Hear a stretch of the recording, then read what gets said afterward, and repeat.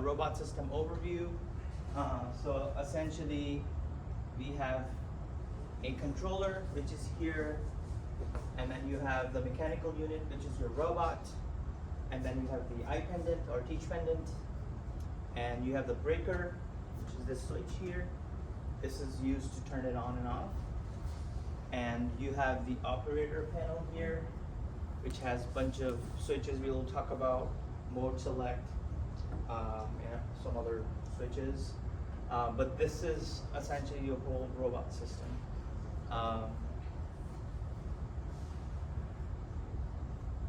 You have the 6 different axes. Somebody was earlier talking about degrees of freedom. So you have 6 degrees of freedom in this robot. And as you can see in here, it starts with joint 1, the base joint, which is essentially this joint. That's the base joint. Then you have joint 2, joint 3, which is here, joint 2 and joint 3. So these 3 joints, joint 1, 2, 3, are called the major axes. And you have 3 minor axes, which is joint 4, 5, and joint 6. Those are the minor axes. So you have a total of 6 different degrees of freedom, each by a servo motor. Somebody asked me about the servo motor earlier. And we'll learn about the motors after this, after learning about the degrees of freedom. But essentially, remember this, that the first 3 are the major axes.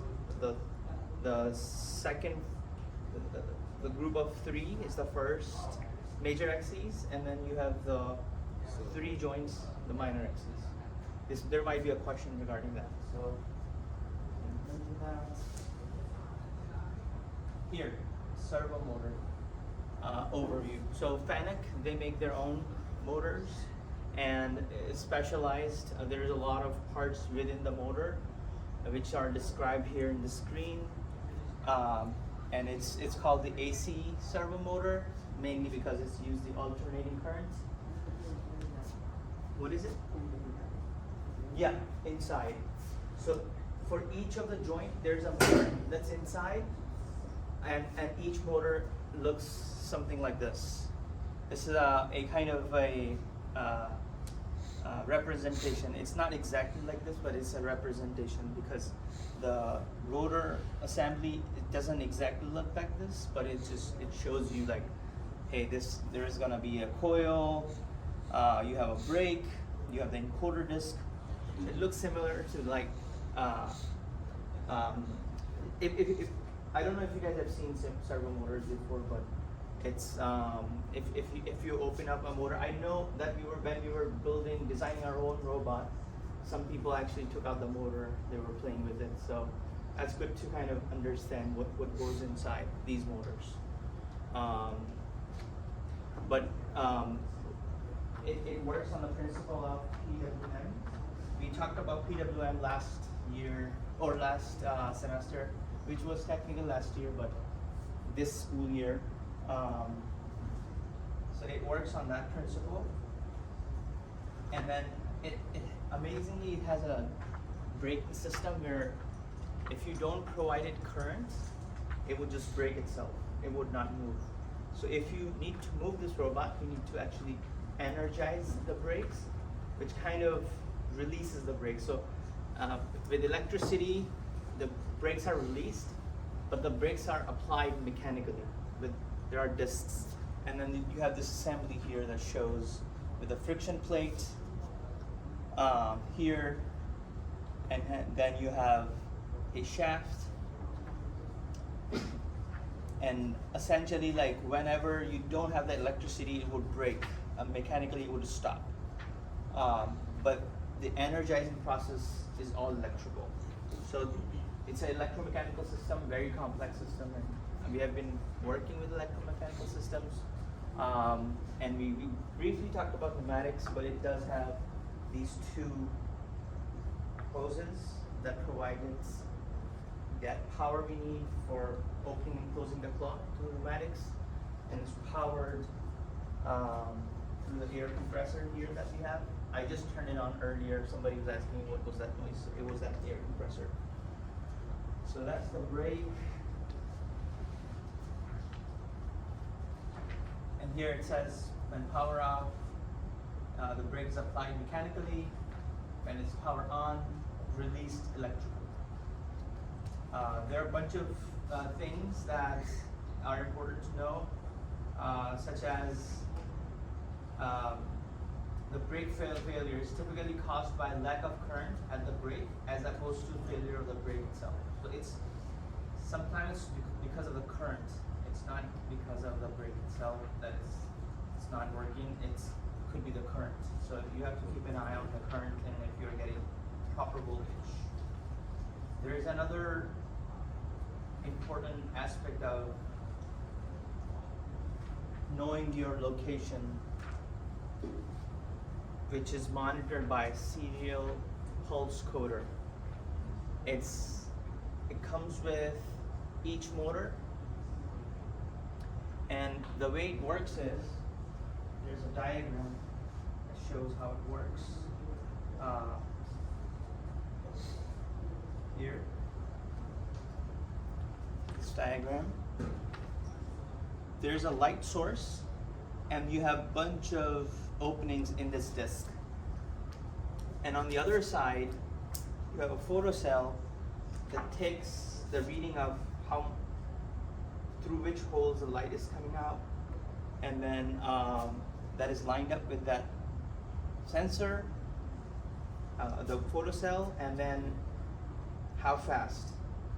So through that reading, you can actually calculate how fast your robot is moving and where it is. Those holes or those openings on that disc is kind of, I don't know if it's exactly randomized or if it's in order. I'm sure there's some sort of pattern they do, but it works on a principle of seeing how through which openings the light is going out and how fast. Through that principle, you can actually calculate your robot position and your speed or your position of that motor specifically, and then the speed of that motor. And so since each of the motor has the serial pulse coder, you can actually figure out your robot position and also the speed of how fast it's moving. So that's how it works with the serial pulse coder. And then the controller, even though it looks simple from outside, if you open it up, there's so many parts in this controller. Last semester when we were working with our robot, we had a very simple controller. Can anybody point to what was our controller for our robots? Not the Raspberry. The controller that was actually sending the signal to the motors. ESP board was so ESP8266 was the microcontroller, but it was attached on top of a board. Somebody said board. It was a motor shield. That motor shield was providing current to your motors. That was the controller. It was simple because a very simple system. I didn't purchase the most expensive ones. It was actually, I think, under $3 or something, but the shipping was a little bit higher, but was very inexpensive, and we get to try to make something very simple as our robot, right? But here, because this system is very complex, the controller is huge. It's essentially, it's not exactly a replacement of what we had in our robots, small robots, but it's kind of comparable. However, there is a lot more functionality with these systems, especially when you work with CNC machines. Your controller can give you other type of motion, so it can accommodate a lot. That's why it's very complex. And I'm sure when this was developed, electronics was not as compact. And as we're going further and further in time, electronics shrinking down to smaller sizes. So, but I'm sure there's a reason for why it's that big. So that's the controller. There's 3 different sizes. You have the A size. We don't have that. We have the B size. We don't have that. We have the main size, which is this image here. As you can see, That's the one. And then the one of our technician or the repair company that comes in, they put this filter on the fan so it doesn't collect dust. That's why it's there. But yeah, if you open it up, you will see a bunch of things inside, which are pointed here. You have the e-stop unit, which is responsible for stopping it immediately. The e-stop buttons are here. If you press this button, it will immediately stop. Or if you press this button, it will immediately stop as well.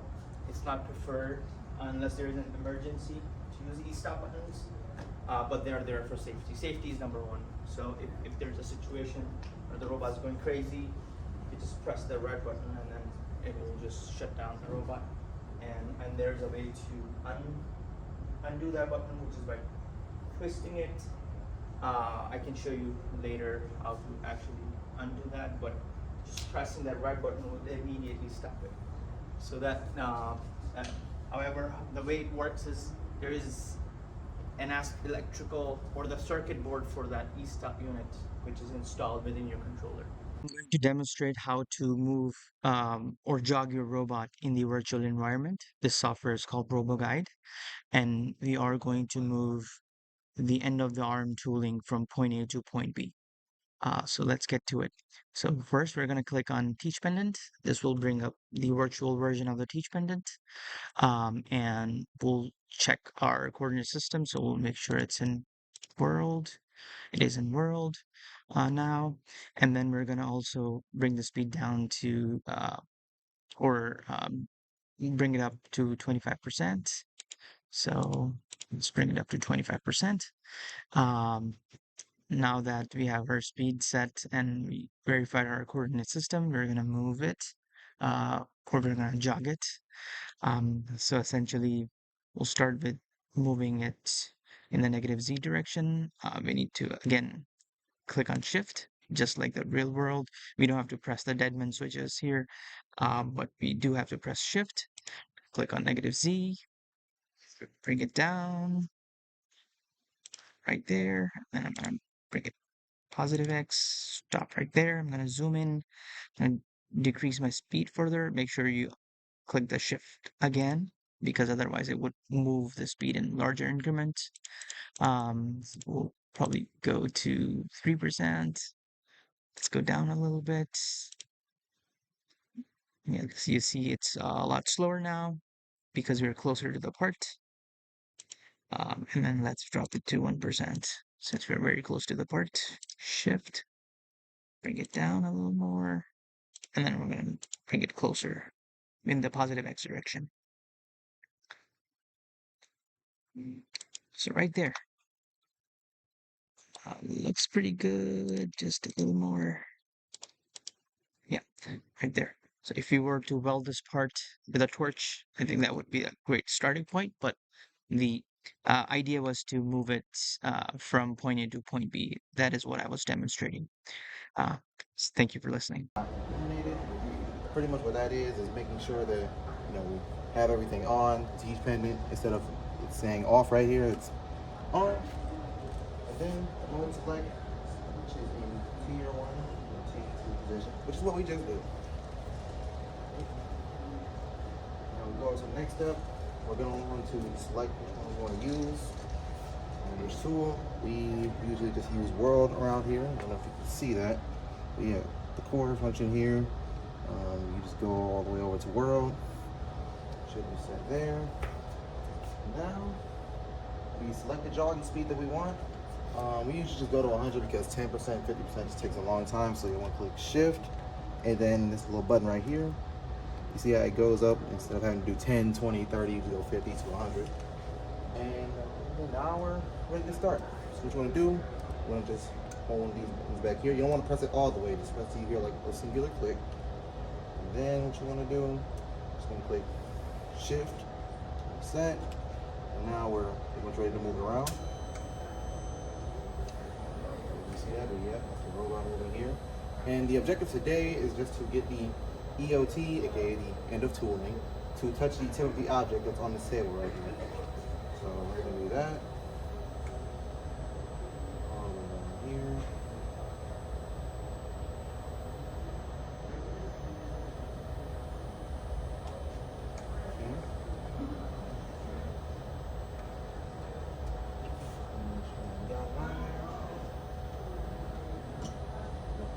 there it goes.